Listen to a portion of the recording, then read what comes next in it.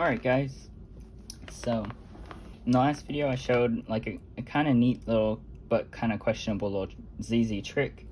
So I'm going to talk about it. I'm going to call it like misoriented center ZZ, I guess, or like non-matching centers. I don't know what to call it, floating centers. Anyways, you'll kind of see what I mean. It's kind of questionable because in exchange for having to do 4 moves to solve your centers every single solve, that was kind of a weird sentence to say, you get more options for building your cross, so you get better cross ergonomics and options, and you can change around where the bad pieces are, your bad edges are, without having to learn to do EO for extra axes. And so to illustrate the point, I'm going to show how you can do this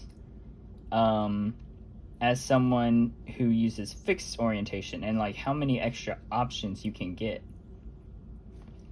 So let's get started. So I'm going to use, for this purpose of this video, yellow top, green front as the fixed orientation we're going to talk about things from. So the first style I'm going to call like reference corner EO. This is, well, actually, I'll start with something that's a lot easier, I think, to get started with. So we said just a second ago, we're going to use yellow top, green front as the reference orientation that someone's using as their fixed orientation. If you just do X2, you can still inspect for the same, you can inspect EO the same way you would for this fixed orientation and solve that way. And then you can fix your centers at the end or in the middle of the solve, whatever you want to do. And so you get more options to do your same fixed EO without having to do it directly on this axis in the event like you see a better cross ergonomic solution or something like that. So let's see, we have 1, 2, 3, 4, 5, 6, 7, 8 bad edges with respect to this EO axis. Also, all 3 of these cubes have the same scramble. I'll put in the description. God, I'm rambling. Okay, so I'm really bad at planning stuff, which people probably already know. Oh my god, I just messed that up.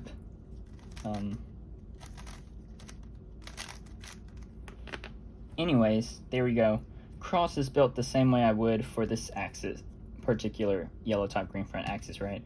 Green on front, orange on left, right? Green front, orange right, red on left. And you can see here when you do from the X2 from your fixed orientation, your side cross colors should match the side centers. Now you would do F2L the same way you would.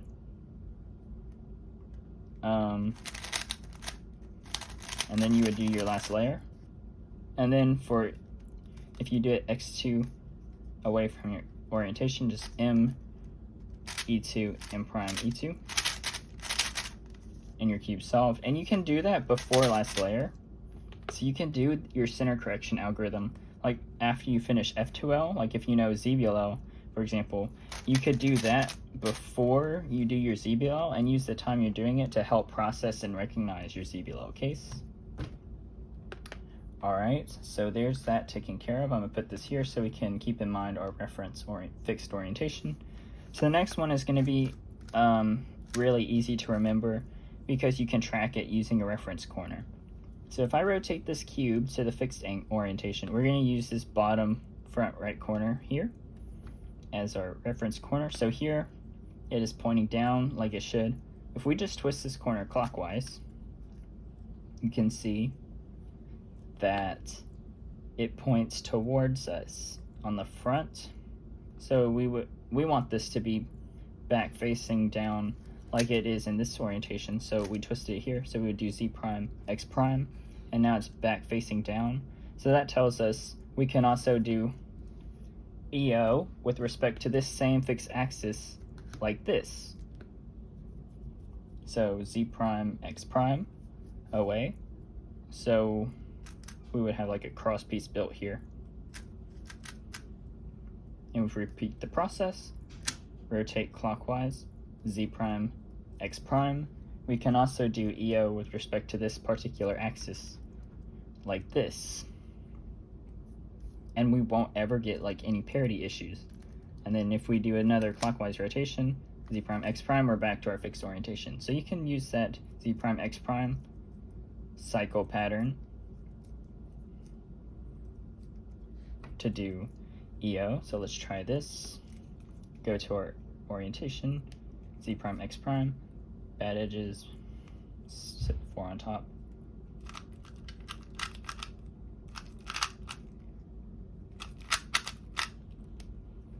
All right, so there's the cross, green on front.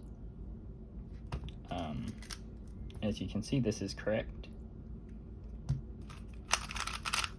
So if we saw, wrong piece. Solve F2L, ZBLL, and then we can solve our cube, the centers. Let me fix this. Now, the last, you can also,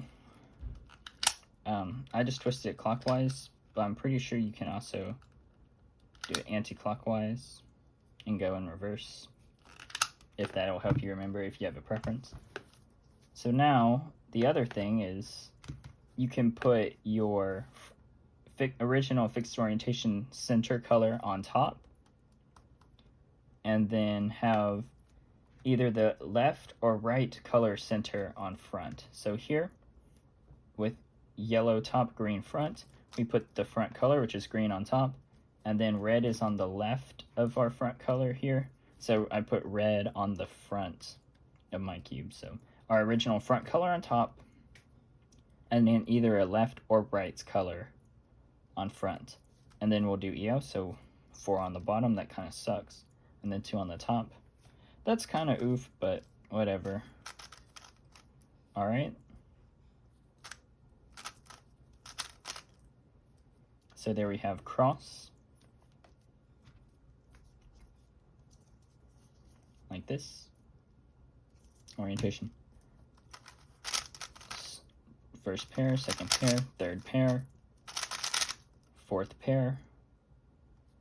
I don't remember that ZBLL. Oops. And then, oh shoot. Okay, well, in any case, you get the idea. You'll fix your centers, and then you'll be done.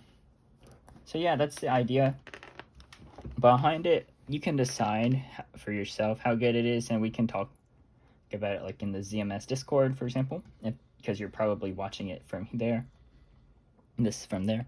But yeah, I think it's kind of a cool little idea to play around with. Maybe you could make it worth it. You could probably at least break even with it, I'm sure. But I think it's just kind of neat, right? That you can use fixed orientation, but you get all these extra possible angles you can do it from, so you can get the like benefits you get from seeing, kinda, of having more ergonomic crosses. And sometimes you get less bad edges and better solutions just by changing your angle or whatever, but you still do EO with the same process. So it's kind of cool. You get more options even if you're using a fixed cross or a fixed angle. And so if you get all these options you can do with, and you're just using fixed orientation, think about how many more options you get if you can do any color, a single cross, any color on front, X to Y, full color neutral. It can probably get really crazy at the expense of like 4 moves, right? Oop, wrong way. So yeah, it's kind of a neat little idea to play around with. I don't know, I'm not saying it's good, but it's kind of cool. So let me know what you think. See ya.